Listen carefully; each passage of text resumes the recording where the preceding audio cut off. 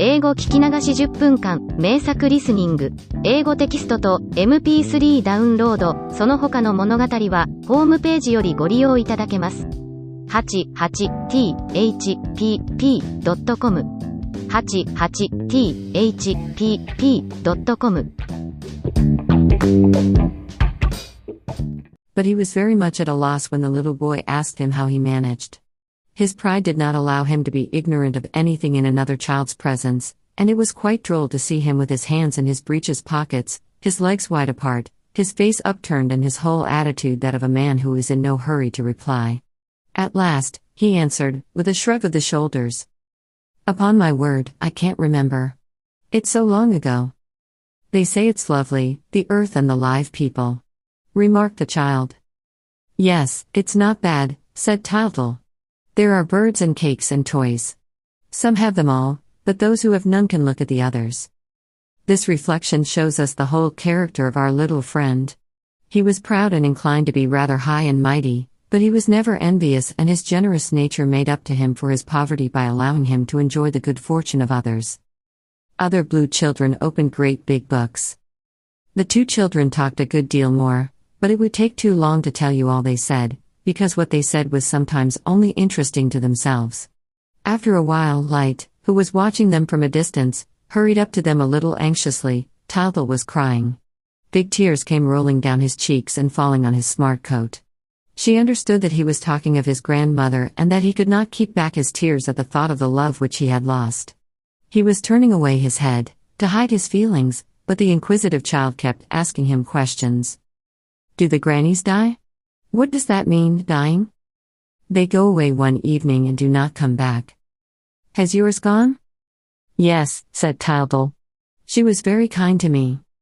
And, at these words, the poor little fellow began to cry again. The blue child had never seen anyone cry. He lived in a world where grief did not exist. His surprise was great, and he exclaimed, "What's the matter with your eyes? Are they making pearls?" To him those tears were wonderful things. "No, it's not pearls," said Tildel, sheepishly. "What is it then?" But our poor friend would not admit what he looked upon as a weakness.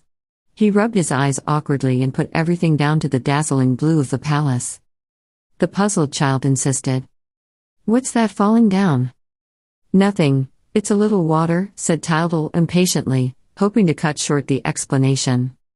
But that was out of the question. The child was very obstinate, touched Tildel's cheeks with his finger and asked, in a tone of curiosity, "Does it come from the eyes?" "Yes, sometimes, when one cries." "What does that mean, crying?" asked the child. "I have not been crying," said Tildel proudly. "It's the fault of that blue. But, if I had cried, it would be the same thing." "Do you often cry on earth?" "Not little boys, but little girls do." "Don't you cry here?"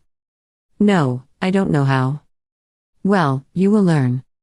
At that moment, a great breath of wind made him turn his head, and he saw, at a few steps away from him, a large piece of machinery which he had not noticed at first, as he was taken up with his interest in the little child. It was a grand and magnificent thing, but I cannot tell you its name, because the inventions of the kingdom of the future will not be christened by man until they reach the earth. I can only say that Tildel, when he looked at it, thought that the enormous azure wings that whizzed so swiftly before his eyes were like the windmills in his part of the world, and that, if he ever found the blue bird, its wings would certainly be no more delicate, dainty or dazzling. Full of admiration, he asked his new acquaintance what they were. "Those?" said the child. "That's for the invention which I shall make on earth." And, seeing Tildel stare with wide-open eyes, he added, "When I am on earth, I shall have to invent the thing that gives happiness. Would you like to see it? It is over there, between those two columns." Tildel turned round to look, but all the children at once rushed at him, shouting, "No, no, come and see mine. No, mine is much finer. Mine is a wonderful invention. Mine is made of sugar. His is no good. I'm bringing a light which nobody knows of." And, so saying, the last child lit himself up entirely with the most extraordinary flame. Amid these joyous exclamations, the live children were dragged towards the blue workshops, where each of the little inventors set his machine going. It was a great blue whirl of discs and pulleys and straps and flywheels and driving wheels and cogwheels and all kinds of wheels, which sent every sort of machine skimming over the ground or shooting up to the ceiling. Other blue children unfolded maps and plans, or opened great big books, or uncovered azure statues, or brought enormous flowers and gigantic fruits that seemed made of sapphires and turquoises. Our little friends stood with their mouths wide open and their hands clasped together. They thought themselves in paradise. Myrtle bent over to look at a huge flower and laughed into its cup, which covered up her head like a hood of blue silk. A pretty child, with dark hair and thoughtful eyes, held it by the stalk and said, proudly, "The flowers will all grow like that, when I am on earth." "When will that be?" asked Tildal. "In 53 years, 4 months and 9 days. Next came 2 blue children bending under the weight of a pole from which was slung a bunch of grapes each larger than a pear. "A bunch of pears," cried Tildal. "No, they are grapes," said the child. "They will all be like that when I am 30, I have found the way." Tildal would have loved to taste them, but another child came along almost hidden under a basket which one of the tall persons was helping him to carry.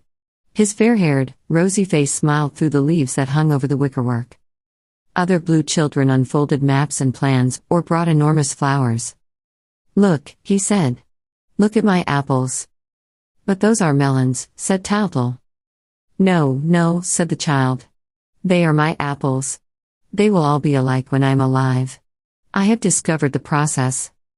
I should never finish if I were to try and describe to my little readers all the wonderful and incredible things that appeared before our hero's eyes." But, suddenly, a loud burst of laughter rang through the hall. A child had spoken of the king of the 9 planets, and Tildal, very much puzzled and perplexed, looked on every side. All the faces, bright with laughter, were turned to some spot which Tildal could not see. Every finger pointed in the same direction, but our friend looked in vain. They had spoken of a king.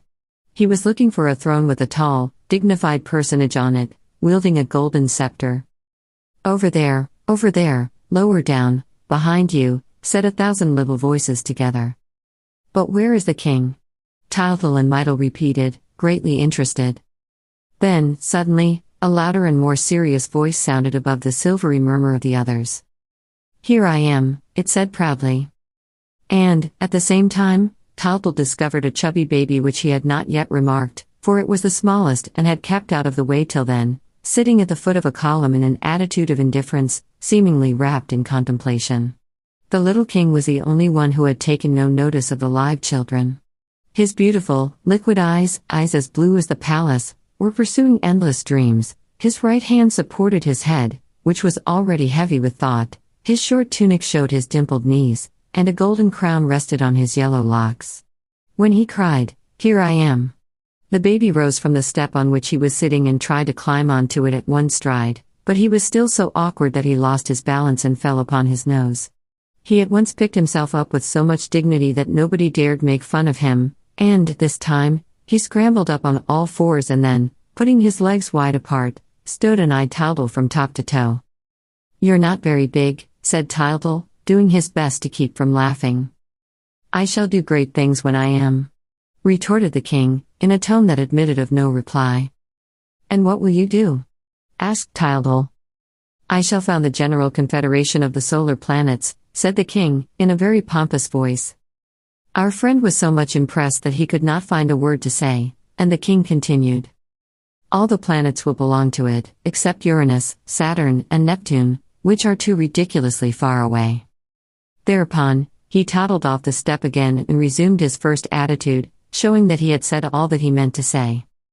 Tildal left him to his meditations. He was eager to know as many more of the children as he could. He was introduced to the discoverer of a new sun, to the inventor of a new joy, to the hero who was to wipe out injustice from the earth, and to the wiseacre who was to conquer death. There were such lots and lots of them that it would take days and days to name them all. Our friend was rather tired and was beginning to feel bored, when his attention was suddenly aroused by hearing a child's voice calling him. "Tildal! Tildal! How are you, Tildal? How are you?" A little blue child came running up from the back of the hall, pushing his way through the crowd. He was fair and slim and bright-eyed and had a great look of Myrtle. Audiobook. Living in Kyoto by Hidemi Woods. Now on sale in online stores. 44 available distributors. Apple, Google Play, Amazon Audible, or else.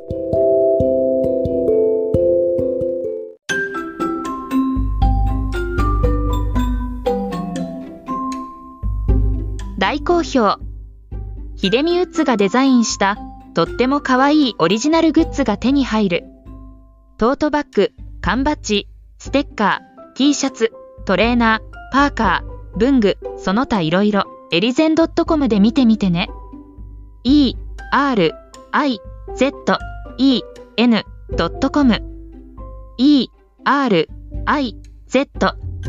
erizen.com エリゼン .com。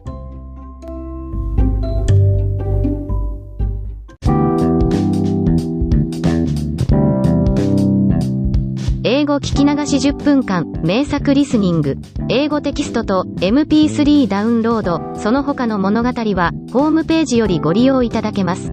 88thpp.com 88thpp.com